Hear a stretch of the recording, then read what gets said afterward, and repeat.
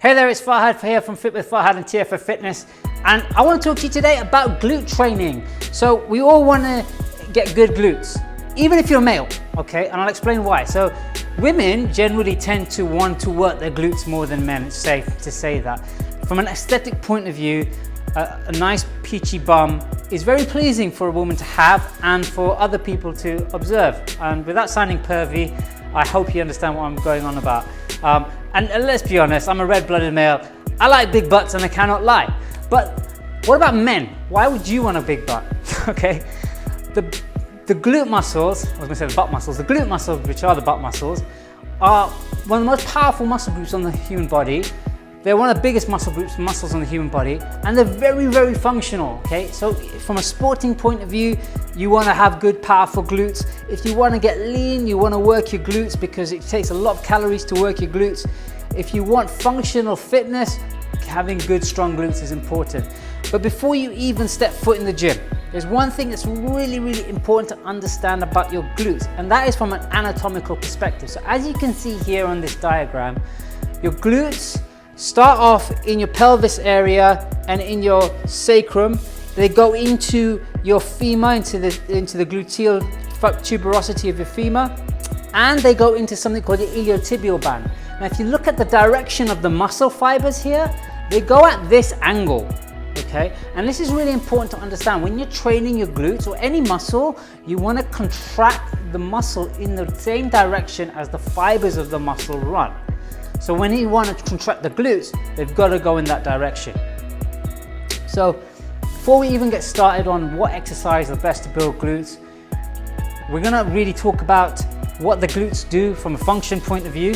And if you think about my glutes or anybody's glutes, when I explain on the diagram, they start around here, okay, just in the pelvis and the coccyx area. They spread that way, okay, into your iliotibial band, into your femur, okay. So they go from here, this direction here. So when you're thinking about contracting these muscles, most people think sort of like contracting them up and down. What you don't want to do is you don't want to contract them vertically, sorry. You want to contract them diagonally. So you want to think starting here into here. Imagine you've got a fisherman here, okay, in the base of your coccyx, and it throws its line out. It's got two fishermen, they throw the lines out over here, and you want to pull the lines in that way. So when you're clamping your glutes, you want to come up and in, so you're coming in at this direction. So whenever you're doing a contraction of the glutes, so for example, if I'm doing a hip hinge exercise such as a Romanian deadlift, which gets me from this position into that position here, from here I'm in a lengthened range of my glutes here, and I've got the fishing lines out far. I want to bring them in at this angle here. So from here, squeezing in at the angle. Now you can't see the fibers working unless you get under the microscope. So just use your imagination on how the muscle fibers would contract when I go from this position into that position. The second thing we've got to understand is what the glutes do. So the glutes do a few things. They do what we call hip extension. So from here, that movement there of hip extension, your glutes are contracting, okay?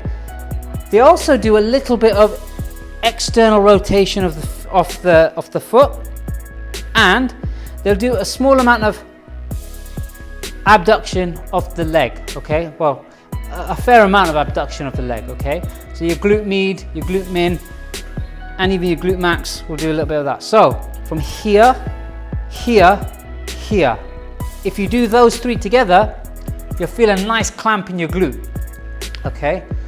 So once you understand the anatomy of the glutes, how the fibers work, what the movement, the joint action and the movement on the muscle, on the bone, on the skeleton it provides, you can now take that information and apply it to the exercises I'm about to show you. And there's going to be a few exercises in this video series that I'm going to show you that are going to be great for helping you build the glutes. And guess what? I'm not going to talk about the squat, okay? The squat could be a great glute exercise for some people, but for most people, it's probably not an exercise I would program for building glutes. If a client came to me and wanted to build a solid set of glutes, a squat would be something that would be an afterthought. Once they've gone through a program with me, once I know that they can contract their glutes, once I know that they're in a good place to do a back squat, and that the back squat will contribute to growth in their glutes, because depending on how their anatomy is, different people will have different muscle groups that are activated when they do a squat. For example, some people will get the glutes, the hamstrings fired up, some people might get the quads activated when they're doing a squat. So there are other exercises that you're going to see that I would much prefer to give somebody to do if they wanted to build a good set of glutes. And those videos will come up after this one in the playlist. Have a great one. Check out the other videos on the exercises and the glutes. Check out my whole channel, I'd really appreciate it. Don't forget to like, share and subscribe, and I'll see you in the next video. Take care.